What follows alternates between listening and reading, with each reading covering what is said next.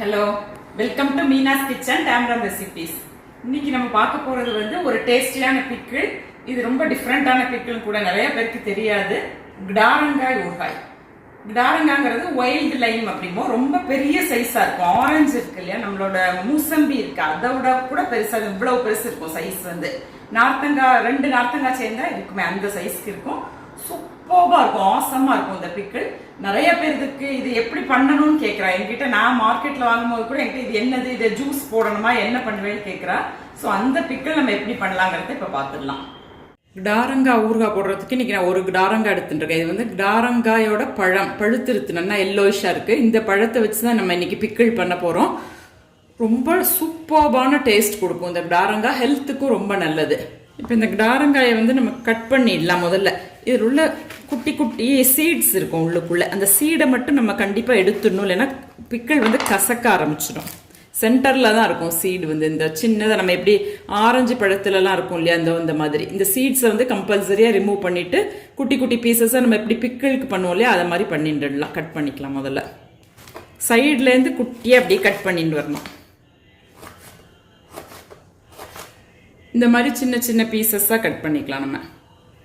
இப்போ நம்ம அந்த கிடாரங்காய் பழத்தை வந்து இந்த மாதிரி கட் பண்ணிட்டோம், குட்டி குட்டி பீசஸாக கட் பண்ணிட்டோம். இந்த மாதிரி மேக்ஸிமம் நமக்கு எவ்வளோ குட்டியாக கட் பண்ண முடியுமோ பண்ணிக்கலாம். அதோட ஸ்கின்னை வந்து நம்ம பீல் பண்ண வேண்டாம். ஸ்கின் தோல் வந்து அப்படியே தான் இருக்கணும், அந்த பழத்தோட தோல் வந்து.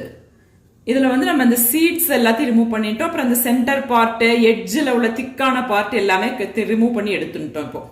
இப்போ இந்த கட் பண்ணி வச்சுட்டு இருக்கிற கிடாரங்காய் பீசஸ் கூட நம்ம டர்மரிக் பவுடர், மஞ்சள் பொடி வந்து ஒரு 2 to 3 ஸ்பூன்ஸ் நம்ம ஆட் பண்ணிக்கலாம். Depends on the quantity.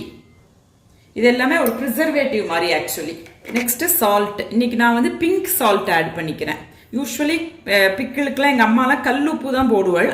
கல்லுப்பு தான் கெட்டு போகாமல் இருக்கும் ஊறுகாய் வந்து. பட் இப்போ நான் கல்லுப்புக்கு பதிலாக பிங்க் சால்ட் யூஸ் பண்ணுறேன். இதுவுமே ரொம்ப நல்லது ஹெல்த்துக்கு. ஸோ நம்ம இப்போ வந்து 5 ஸ்பூன் போட்டுட்டேன். 5 ஸ்பூன்ங்கிறது 5 டீஸ்பூன், குட்டி ஸ்பூன் தான் இதில் போட்டுருக்கேன். நீங்கள் வந்து பார்த்துட்டு போட்டுக்கணும். எப்போவுமே பிக்கிளுக்கு வந்து நம்ம சால்ட்டை வந்து பார்த்துன்னு போட்டுக்கணும். கொஞ்சம் ஜாஸ்தி தான் செலவாகும் நமக்கு. இப்போ இந்த சால்ட், டர்மரிக் பவுடர் ரெண்டையும் நல்லா மிக்ஸ் பண்ணி விட்டுடலாம். இது வந்து ரொம்ப புளிப்பு ரொம்ப ஜாஸ்தியாக இருக்கிறதுனால நான் கொஞ்சம் ஜாஸ்தி போட்டுருக்கேன் சால்ட்டை வந்து. நீங்கள் வந்து பார்த்துட்டு போட்டுக்கணும். இந்த கிடாரங்காய் வந்து ரொம்ப புளிப்பாக இருக்குது, ரொம்ப ஜூஸியாகவும் இருக்குது. இதை வந்து இந்த ஜாடியில் நான் டிரான்ஸ்ஃபர் பண்ணி வச்சுக்கிறேன். செராமிக் ஜாடி. எப்பவுமே பிக்கிள் வந்து கிளாஸ் பாட்டிலையோ செராமிக்லயோ தான் நீங்க ப்ரிசர்வ் பண்ணி வச்சுக்கணும். இது கிண்டுறதுக்கு நமக்கு வாக்கா இருக்காது, நெக்கு குறுகலா இருக்குங்கிறதுனால நான் இந்த மாதிரி பெரிய வாயகண்ட பாத்திரத்துல போட்டு மிக்ஸ் பண்ணிட்டு அதுக்கப்புறமா அதில் போட்டு வச்சுக்கிறேன் ஜாடியில். இப்போ நம்ம கட் பண்ணிட்டு இந்த கிடாரங்காயை வந்து இந்த ஜாடியில் நான் டிரான்ஸ்ஃபர் பண்ணிட்டேன். உப்பு, மஞ்சள் பொடி மாத்திரம் போட்டு மிக்ஸ் பண்ணி வச்சுட்டு இருக்கோம். இது வந்து ஒரு 2 to 3 days நம்ம கிண்டி விட்டுக்கணும். உடன் ஸ்பூன் இருந்தால், உடன் ஸ்பேச்சுலா இருந்தால் ரொம்ப நல்லது கிண்டுறதுக்கு. எப்பவுமே பிக்கிளுக்கு வந்து உடன் ஸ்பேச்சுலா தான் ரொம்ப நல்லது. சப்போஸ் அப்படி இல்லைன்னா நம்ம ஆர்டினரி நம்ம ஸ்பூனால ஒரு 2 to 3 days நல்லா கிண்டி விட்டுக்கலாம். அந்த ஸ்கின் எல்லாம் சாஃப்ட் ஆகும். அந்த கிடாரங்காயோட தோல் இருக்கு இல்லையா, அது வந்து நல்லா சாஃப்ட் ஆகும். ஸோ இப்போ நான் மூடி வச்சிடுறேன். எங்கள் அம்மாலாம் என்ன பண்ணுவேன்னா ஒரு ஒயிட் கிளாத்தை வச்சு வேடு கட்டி அதை மூடி வைப்பேன். அது வந்து பூச்சியெல்லாம் வராது அப்படிங்கிறதுக்காக. இப்போ நான் இதை மூடி வச்சிடுறேன். டெய்லி ஒரு கார்த்தால ஒரு தடவை, ஈவினிங் ஒரு தடவை நம்ம இதை கிண்டி விட்டுக்கலாம். இந்த யூஸ்வலி நம்ம பிக்கிள் வெளியில எங்க வாங்கினாலும் அதுல வந்து நமக்கு ப்ரிசர்வேட்டிவ் இல்லாம நம்ம வாங்கவே முடியாது. ஹெல்த்துக்கு நல்லதும் கூட கிடையாது அது வந்து.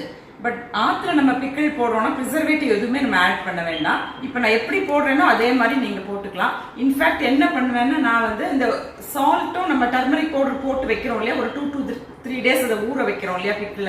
அந்த காயை வந்து நார்த்தங்காயாட்டும் கிடாரங்காயாட்டும் ஊற வைக்கிறோம் இல்லையா, அதை ஒரு 2 நாளைக்கு வெயில்ல வச்சு நல்லா ஒரு ஒயிட் கலர் கிளாத்தை போட்டு மூடி வச்சிடுவேன்.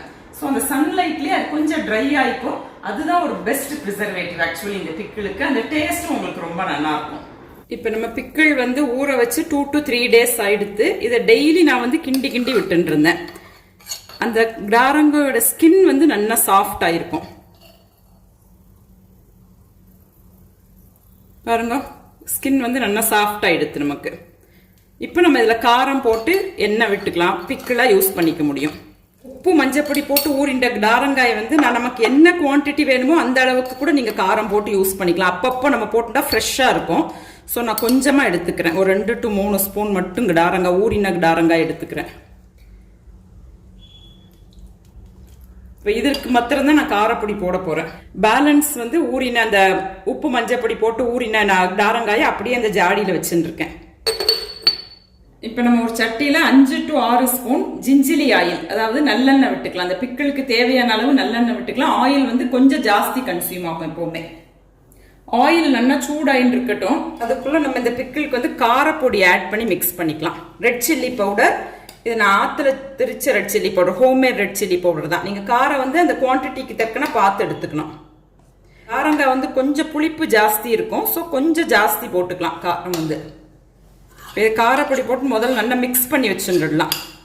இந்த டாரங்காயை வந்து ரெட் சில்லி பவுடர் போட்டு நல்லா மிக்ஸ் பண்ணிட்டோம். ஸோ இதில் வந்து salt, turmeric powder, red chilli powder 3ம் போட்டு இப்போ மிக்ஸ் பண்ணிட்டு இருக்கோம். இது நல்லா ஊறி இருக்கு இந்த டாரங்காய். இப்போ நம்ம வச்சுருக்கிற எண்ணெய் வந்து நல்லா சூடாயிடுத்து. இதில் நான் 1 ஸ்பூன் கடுகு ஆட் பண்ணிக்கிறேன். கடுகு நல்லா வெடிச்ச உடனே 1 ஸ்பூன் பெருங்காயம், அதையும் பொரிச்சிடணும் ஆயிலில். இப்போ நம்ம நல்லெண்ணெயில் ஃப்ரை பண்ணிட்ட கடுகு பெருங்காயம் ரெண்டையும் அப்படியே பிக்கிளில் ட்ரான்ஸ்ஃபர் பண்ணிடலாம். இந்த எண்ணெயோட சூட்லேயே இந்த காரப்பொடி வந்து நல்லா அந்த பச்சை வாசனை போய் இந்த பிக்கிள் வந்து சூப்பராக இருக்கும். ரொம்ப ரொம்ப ரொம்ப ஹெல்த்துக்கு அவ்வளவு நல்லது இந்த டாரங்காய் ஊறுகாய். ஸோ ஒரு ஹோம்மேடு பிக்கிள், சூப்பரான ஒரு ஹோம்மேட் பிக்கிள் நம்ம ரெடி பண்ணிட்டோம் இப்போ. ஸோ நம்ம இப்படியெல்லாம் இந்த மாதிரி மெத்தடில் பிக்கிள் பண்ணுறதுனால பிக்கிள் ஈஸியாக கெட்டு போகாது. நம்ம ரொம்ப 6 months 1 year கூட வச்சுக்கலாம். அதே டேஸ்ட் அப்படியே நமக்கு மெயின்டைன் பண்ணி கொடுக்கும். இந்த டேஸ்டியான டாரங்காய் ஊறுகாயை எல்லாருமே ஆத்துல ட்ரை பண்ணி பார்த்து எப்படி இருக்குங்கிறதுக்கு எனக்கு ஃபீட்பேக் கொடுங்க. தேங்க்யூ.